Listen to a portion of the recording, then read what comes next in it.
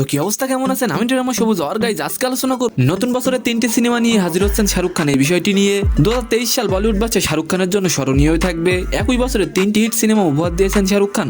শোনা যাচ্ছে 2024 সালে শুরুটা সঞ্জয় লীলা বানসালির ইনশাল্লাহ সিনেমা দিয়ে শুরু করবেন। আগামী মে জুন মাসে আসবে ঘোষণা।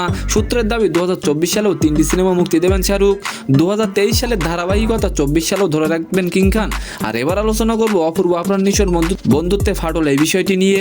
ছোট পর্দার দুই জনপ্রিয় তারকা অপূর্ব ও নিশো, তাদের বন্ধুত্বের কথা প্রায় সবাই জানেন। তবে সেই বন্ধুত্বের সম্পর্কে এবার ফাটল ধরেছে। অনেকদিন ধরে তাদেরকে একসঙ্গে দেখা যাচ্ছে না। সাম্প্রতিক এক সংবাদ মাধ্যমকে দেয়া একটি সাক্ষাৎকার অপূর্ব বলেন, আমাদের একটু মান অভিমান চলছে, অনেকদিন ধরে কথাও হয় না।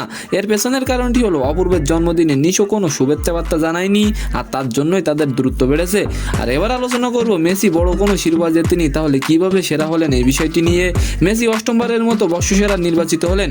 বর্ষসেরা হিসেবে যখন নাম ঘোষণা হলো তখন থেকে বেশ বিতর্ক ছিলেন মেসি। বিতর্কের কারণও আছে, 2022 সালে কাতার বিশ্বকাপ জেতার পর ফিফা বর্ষসেরা হয়েছিলেন তিনি। এবারের ফিফা বর্ষসেরা নির্বাচনের ক্ষেত্রে বিবেচনায় নেওয়া হয়েছে কাতার বিশ্বকাপের পরের পারফরমেন্স, আর সেখানে তেমন কোনো বড় শিরোপা নেই মেসির। তাহলে তিনি কিভাবে বর্ষসেরা হলেন? তো সম্মানিত দর্শক, আজকের ভিডিওটি কেমন লাগলো অবশ্যই কমেন্ট বক্সে জানাবেন। আর ভিডিওটি যদি ভালো লাগে অবশ্যই একটি লাইক দিয়ে আমাদের চ্যানেলটিকে সাবস্ক্রাইব করে দিবেন। ধন্যবাদ।